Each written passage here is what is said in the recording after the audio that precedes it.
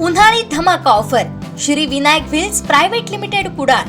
सुझुकीच्या दुचाकी खरेदीवर आता मिळवा विक्रमी लाभ। ग्राहकांसाठी घेऊन आलो आहोत विशेष उन्हाळी सवलती, आकर्षक फायनान्स योजना, गाडीच्या किमतीवर 100% कर्ज उपलब्ध, नो हायपोथिकेशन सुविधेसह, व्याजदर फक्त 5.99% पासून सुरू। ऑफर 1 एप्रिल ते 30 एप्रिल 2026 पर्यंत वैध, नियम व अटी लागू। सावंतवाडी तालुक्यात मोठं नुकसान झालं असून त्याची माहिती तहसीलदारांनी दिली आहे। झालेलं नुकसान मोठं असून जिल्हाधिकारी व प्रशासनाशी बोलून जास्तीत जास्त नुकसान भरपाई कशी मिळवून देता येईल ते बघू। जवळपास 61 ठिकाणी नुकसान झालं असून शासनाच्या निकषानुसार तसंच चौकटी बाहेर जाऊन देखील लोकांना आधार देऊ। आज आमच्या जनतेला आधाराची गरज आहे असं मत पालकमंत्री नितेश राणे यांनी व्यक्त केलं। सावंतवाडी येथील वादळी वाऱ्यानं झालेल्या नुकसानीची त्यांनी पाहणी केली। पाहूयात। येथील श्री पंचम खेमराज महाविद्यालय व रामेश्वर प्लाझा येथे वादळी वाऱ्यानं झालेल्या नुकसानीची पाहणी मंत्री नितेश राणे यांनी केली। नुकसानीची जास्तीत जास्त भरपाई मिळण्यासाठी अहवाल देण्याचे निर्देश त्यांनी यावेळी तहसीलदार श्रीधर पाटील यांना दिले। यावेळी माजी मंत्री आमदार दीपक केसरकर, नगराध्यक्षा श्रद्धाराजे भोसले, उपनगराध्यक्ष ॲडव्होकेट अनिल निरवडेकर, जिल्हा बँक अध्यक्ष मनीष दळवी, युवराज लखमराजे भोसले, तहसीलदार श्रीधर पाटील, गटविकास अधिकारी वासुदेव नाईक, जिल्हा परिषद सदस्य विक्रांत सावंत आदींसह सर्व विभागांचे अधिकारी कर्मचारी उपस्थित होते।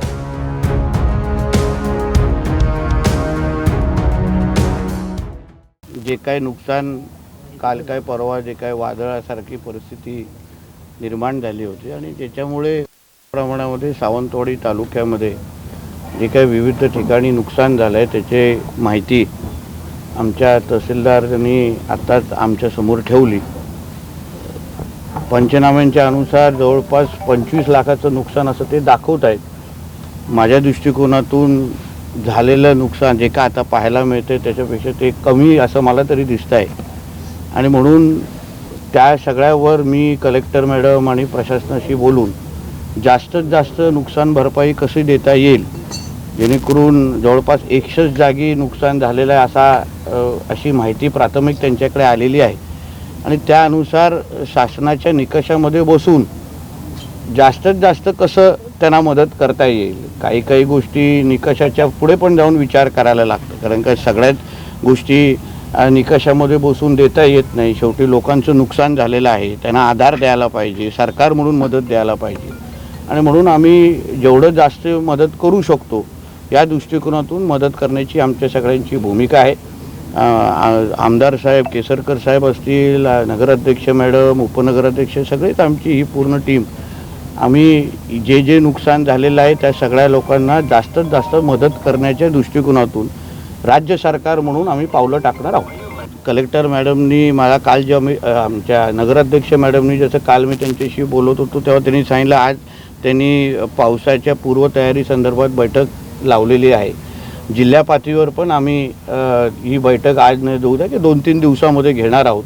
गेल्या वर्षी पाऊस जवळपास 15 मेला आलेला होता आणि आता ज्या प्रमाणामध्ये उष्णता आणि वातावरणामध्ये बदल दिसत आहे कदाचित पाऊस त्याच्याहीपेक्षा लवकर येण्याची चिन्ह आहे आणि आपला सागरी किनारपट्टीवर असलेला आपला जिल्हा आहे आणि म्हणून पूर्वतयारीच्या दृष्टिकोनातून आम्ही कामाला लागलेलो आहे।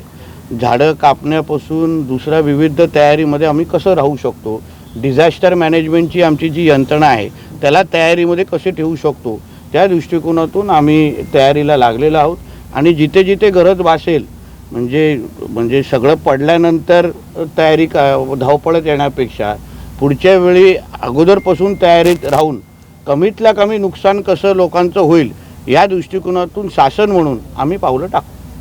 कोकणातल्या शेतकऱ्यांना माझे जे नुकसान झालं त्याच्यावर भरपाई सरकार देत आहे, पण आता या पावसामुळे किंवा वाऱ्यामुळे अजून नुकसान होत आहे, तर त्या संदर्भात तुम्ही लक्ष वेधलं नाही? सरकार म्हणून आमची निकषामध्ये राहून जेवढी मदत करू शकतो आमची मदत करण्याची भूमिका आहे। त्याच्यामध्ये आता शेवटी वातावरणामध्ये होणारे बदल हे आपल्या कोणाच्याच हातात नाही, म्हणून सरकार म्हणून जेवढी आम्ही मदत करू शकतो आम्ही निश्चित पद्धतीने मदत करणार, ह्याच्यामध्ये काही दोन विचार नाही।